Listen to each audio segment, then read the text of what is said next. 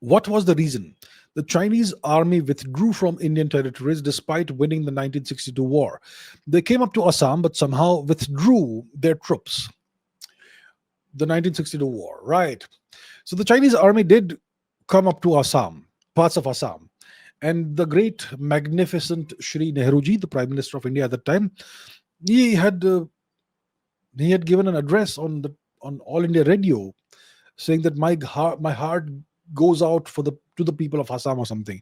Essentially, some people, some historians have taken it to signify that he was willing to give up Assam, and other people dispute that claim. Right? My heart goes out to the people of Assam. So, like, I can't do a thing, but my heart goes out to them. That sort of thing. That's what he said. So there is a controversy about that. Some historians say that that's what it meant, that he was giving Assam up, and other people say that it's not the case. Whatever. So the Chinese did reach parts of Assam, but then they withdrew. And what's the reason for that is what the question is.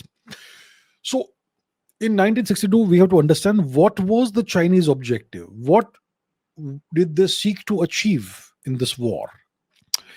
See, at that time, India's leader, prime minister, was Mr. Nehru, and China's dictator was Shri Mao Zedong, Mr. Mao Zedong. Now, Mr. Nehru was a self-styled statesman, global statesman. He would go around the world and give lectures to countries, moral lectures, and he was the leader of the non-aligned movement, one of the leaders, and so on. So the Chinese were very annoyed and irritated with this approach, and they could see that India's economy was doing terribly under the leadership of Shri Nehruji. India's growth rate was crawling. India was not doing well at all. India was being misgoverned. There were so many problems in India, but Mr. Nehru was going around as a great world leader. And the Chinese probably knew that India's armed forces were not being supplied properly, not being taken care of properly by the government. Indian armed forces were in a very, probably not in a very good shape, and so on, right? From the perspective of supplies and ammunition and arms and equipment and whatnot. So the Chinese said, we need to teach India a lesson. That's what Mao Zedong intended in the war. He wanted to humiliate India, teach India a lesson, and he wanted to humiliate Mr. Nehru. That was the objective. And obviously, the military objectives were to consolidate China's occupation of Tibet and take some more Indian territory. So some Indian territory the Chinese had already encroached upon. In the 1950s, Aksai Chin, the Chinese built a road through Aksai Chin, and the government of India did not know for a couple of years. That's how deep the slumber was in the Nehru government. So the Chinese wanted to solidify their hold on Aksai Chin and probably nibble away at some more Indian territory. So they achieved all of that.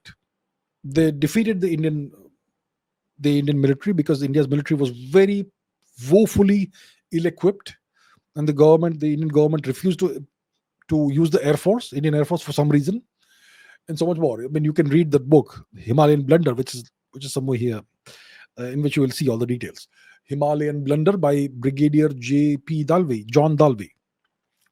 So the Chinese objective was to humiliate India, to defeat the Indian army, and to take more territory, and to humiliate Mr. Nehru. And they achieved all of that.